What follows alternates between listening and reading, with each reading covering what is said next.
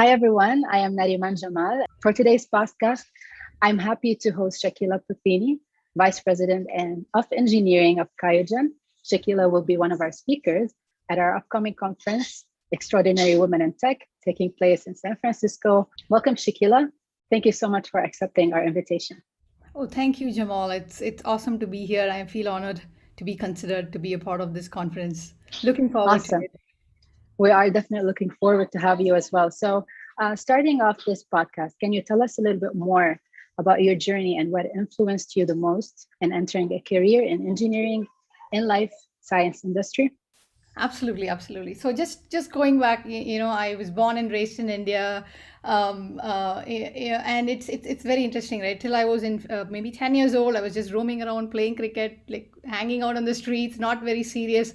But there was one conversation that happened that I witnessed, which kind of changed how my life trajectory took the path it took, right?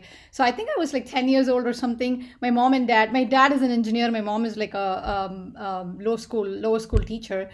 So we had relatives come home and they were talking to them, and we are like two girls. My parents have two girls, right? And we're from India, and then the relatives were telling my parents, what are you going to do? You have girls, you like, they're not going to support you, like, when you get old, who's going to like be there?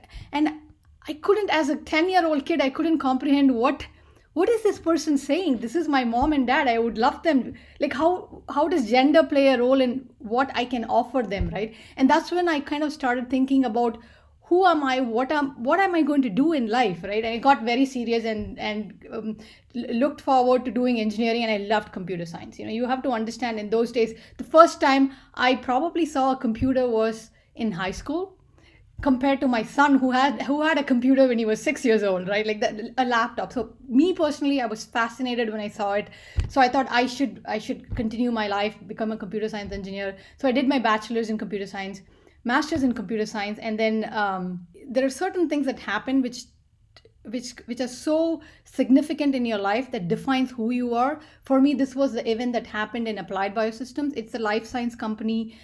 They had built instruments that will sequence the whole human genome, right? And I joined the company, and I was 1 year, like a junior software engineer coding applications.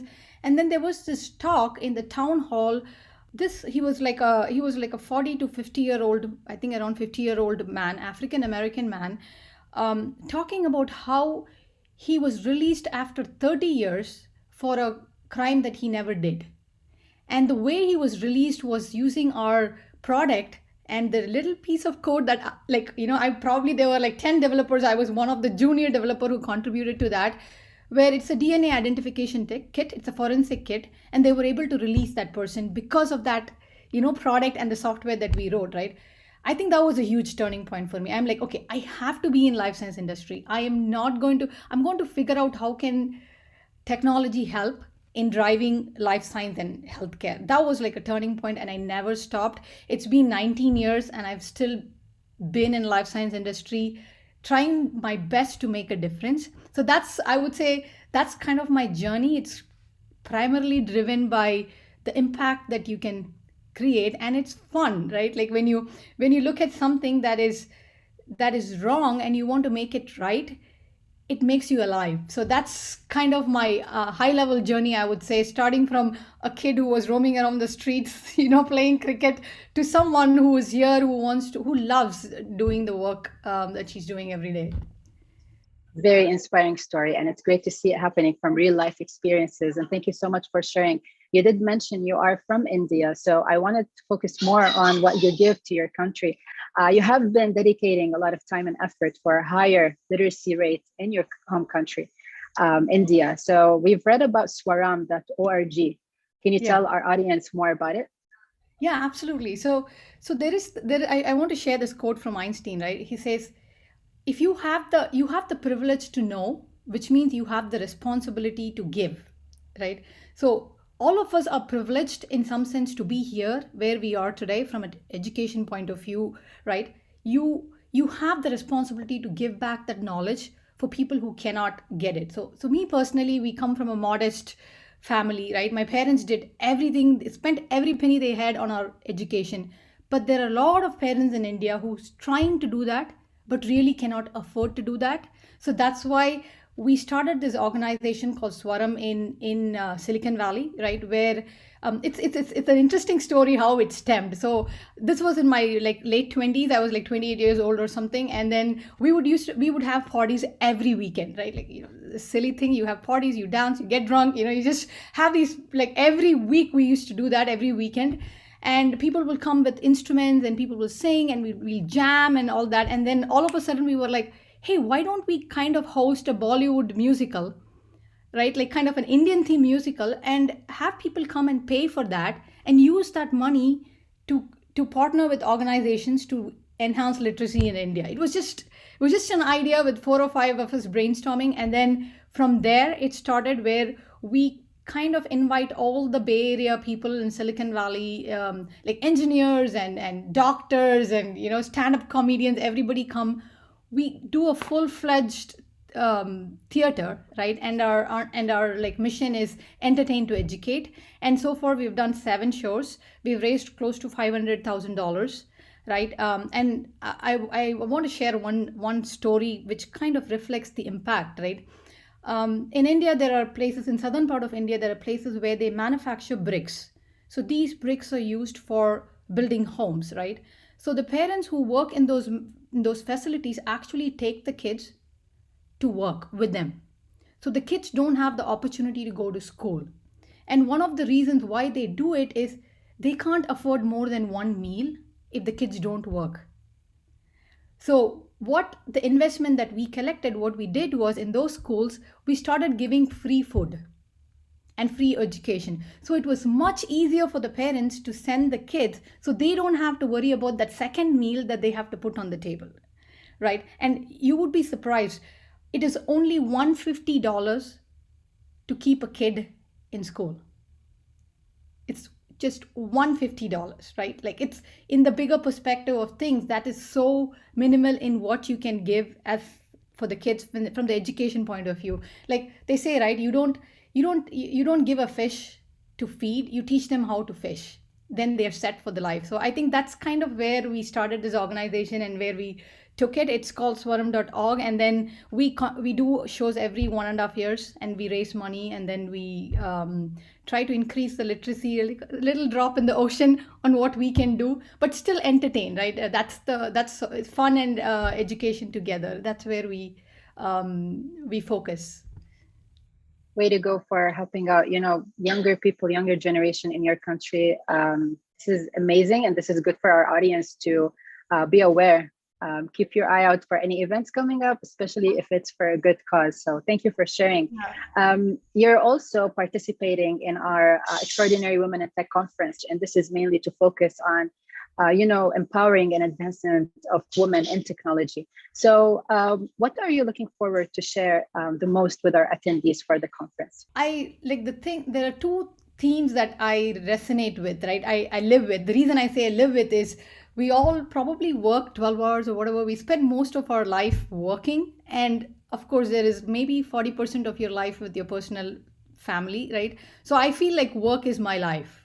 So you have to be passionate about it. And then the thing that really keeps me up is, how do you digitally transform life science industry, right? How do you take something that is so back in technology? Like, for example, I'll give you, like, we had visited one of the customers. This was in like early 2010.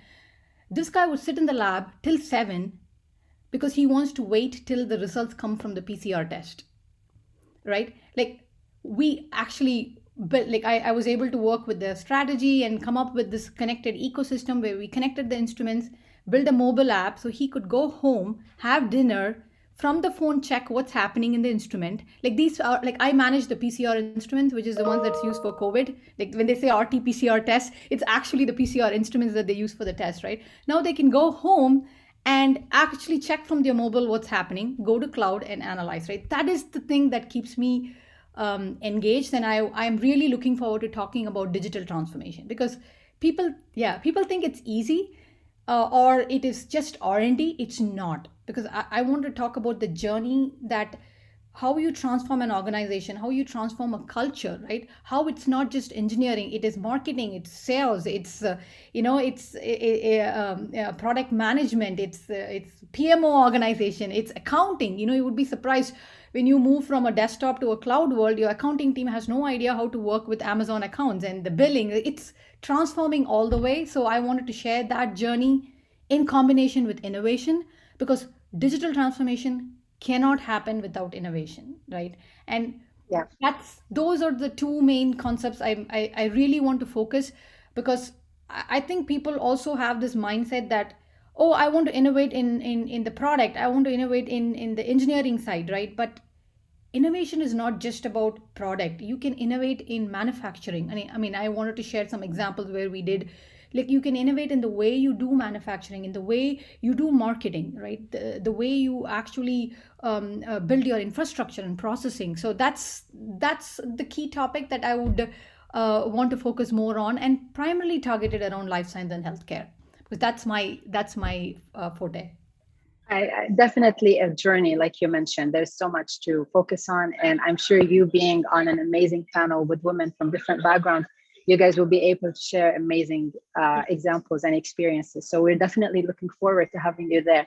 Wrapping up this podcast, I know you spoke a lot about your passion. I already know what your passion is, but I'll give you some time to talk more about it. And if there's anything you'd like to share with the audience about it, go ahead.